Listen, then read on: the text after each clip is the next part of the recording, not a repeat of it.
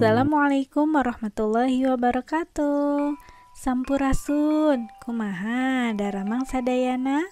Alhamdulillah dinten ayeuna tiasa patepang deui kanggo diajar basa Sunda.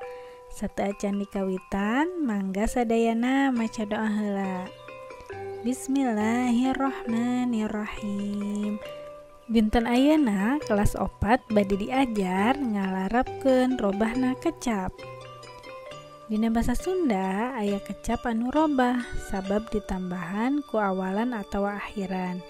Pek ku hidep tengetan contona ieu kecap teh ditambahan ku awalan pa. Hartina oge jadi beda. Coba tengetan kecap dagang anu robah jadi padagang. Contoh kalimahna, para pedagang balantik nya saban poe ka pasar. Didinya harti padagang teh nyaeta pagaweana dagang.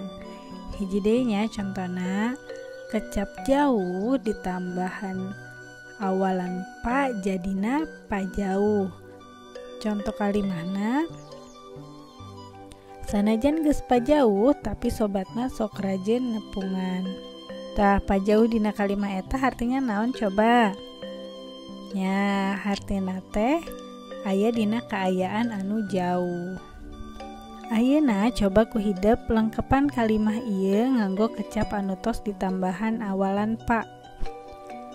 Kecapna nyaeta maen.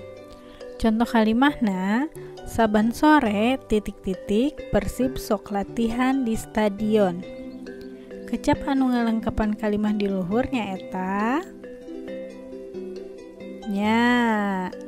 nyaeta pamaen. Jadina saban sore pamain Persib sok latihan di stadion. Pamain didinya hartina nyaeta pagaweana main. Hiji deui aya oge kecap anu robah lantaran ditambah awalan pa jeung akhiran an. Contona kaos kieu. Sawah teh jadi pasawahan. Contoh kalimatna, memeh tepi kawalungan teh kudu ngaliwatan heula pasawahan. Pasawahan didinya hartina tempat anu loba sawah. Ayeuna coba ku hidep lengkepan kalimah ieu nganggo kecap anu tos ditambahan awalan pa jeung akhiran an. Tah kecapna teh gelar.